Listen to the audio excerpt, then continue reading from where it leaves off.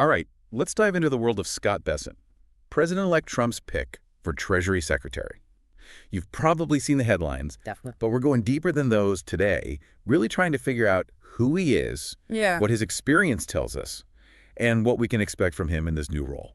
Yeah, it is fascinating, the contrast we see. Like, you've got his past and his present, right? He was a protege of George Soros, a name that's almost like synonymous with liberal globalist viewpoints. And now here he is advising Trump, whose America First agenda seems completely the opposite. Yeah, it's definitely a head-scratcher, at least at first. I mean, he even donated millions to both of Trump's campaigns. Yeah. Talk about putting your money where your mouth is. But let's rewind a bit. Before all the politics, before the Trump years, Bessent really cut his teeth in the world of high finance, managing, well, Soros's billions, right? Yeah.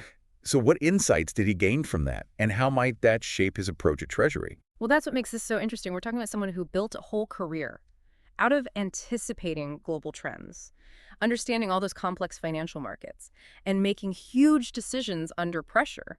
And he's known for being sharp and having this almost unemotional, like data-driven way of making decisions.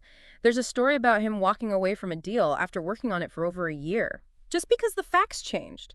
And that's rare, that kind of discipline. Even on Wall Street. Almost like Spock, pure logic, no emotion. But does that work in politics? I mean, things aren't always so black and white there, right? That's the question, isn't it? The million-dollar question. It's easy to just say Wall Street guy and think we know all about him. But Bessent's a lot more than that. He's not just a financier, he's also a farmer. He owns businesses in all kinds of things like hospitality and publishing and even sports. He even taught economic history at Yale. Wow, so we've got the academic credentials, the practical experience, and even this Main Street connection through farming. It's like he's been building this resume for this job for decades. But what about his personality? What kind of leader is he? People who've worked with him say he's brilliant, tough-minded, and demanding. But there's also this quiet intensity. He doesn't need to be the center of attention, not a grandstander, more focused on getting things done. And Trump doesn't hold back, right? Yeah. His Bessent has a brilliant macroeconomic brain, so we know he's got the intellect. But what about his vision? What does he actually want to do for the U.S. economy? Well, that's what we'll get into next. One of his big ideas is this three-point economic plan. It's actually based on what Japan's prime minister did, Shinzo Abe's 3 arrows.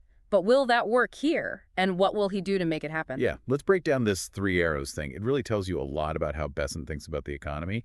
It's all about hitting multiple areas at once and hard. Monetary policy, fiscal stimulus, structural reforms. It's like a 3-pronged attack on stagnation. Okay, it sounds ambitious, but what does that actually mean?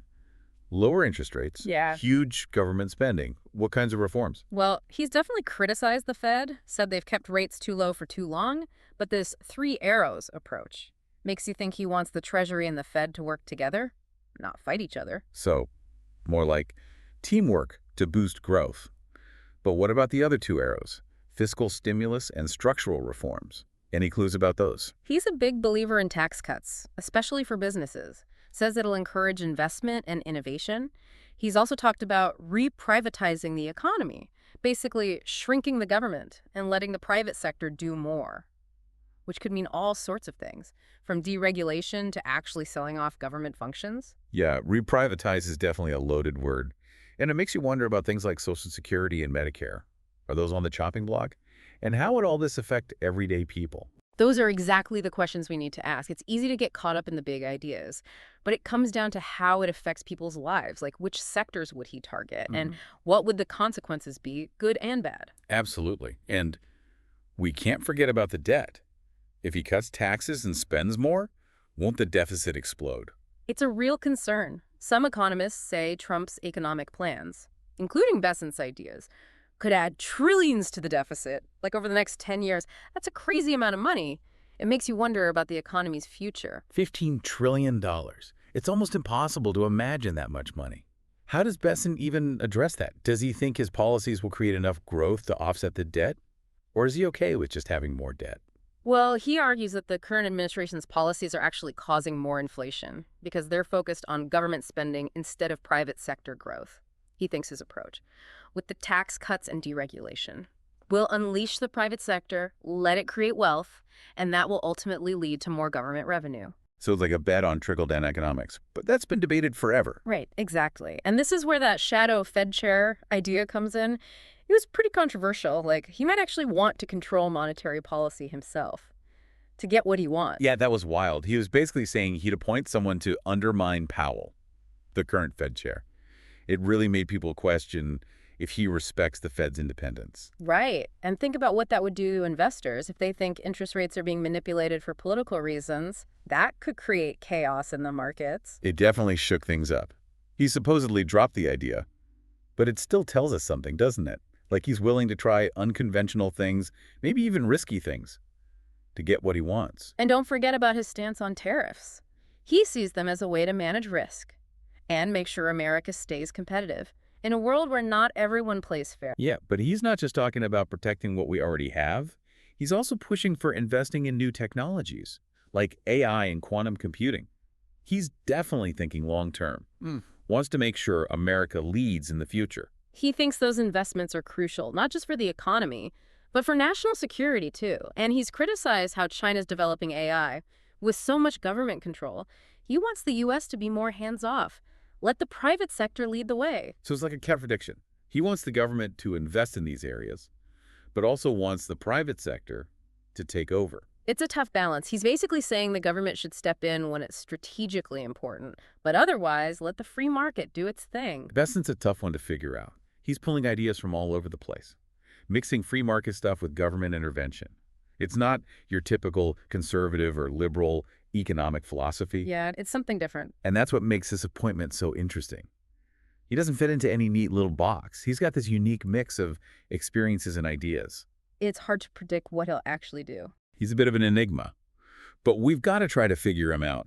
What could this Bessent blend mean for the U.S. economy? And more importantly, what could it mean for you, the listener? Let's get into that next.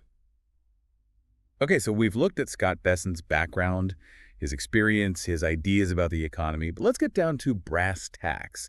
What does all this mean for you, the listener? For your job, your wallet, your future?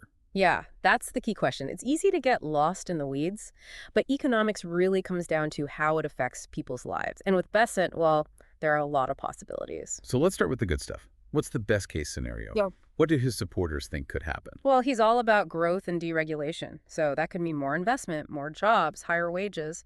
He thinks that by letting the private sector loose, we can make the economy better for everyone. The old rising tide, right? Yeah.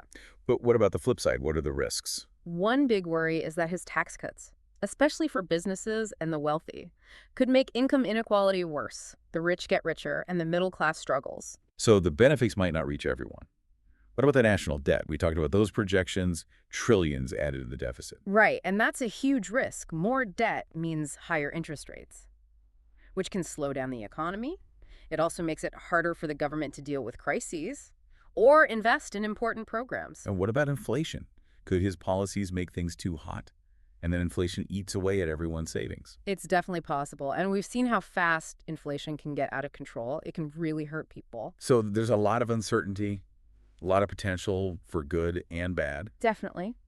How do we make sense of it all? What should people be watching for as Bessent takes over? I think it's important to go beyond the headlines. Don't just listen to what politicians say. Look at what they're actually doing. Look at the data, the numbers, and see how those policies are affecting real people. So actions speak louder than words. Exactly. Pay attention to things like job growth, wage growth, inflation, the deficit. Are Bessent's policies working, or are they causing problems? Wow, this has been quite a deep dive. We've gone from Wall Street to global economics, to what it all means for you personally. And to be honest, we have more questions than answers. That's how it goes with economics, especially with someone like Scott Bessent. He's not easy to predict. But that's why it's so important to stay informed, to keep talking about these things, and to think critically about the decisions our leaders are making. Because those decisions affect all of us. They shape our economy and our lives. Absolutely. Keep learning, keep asking questions. Don't be afraid to challenge what you hear. That's how we figure things out together. Well said. Thanks for joining us on this deep dive into the world of Scott Bessent. Until next time, stay curious.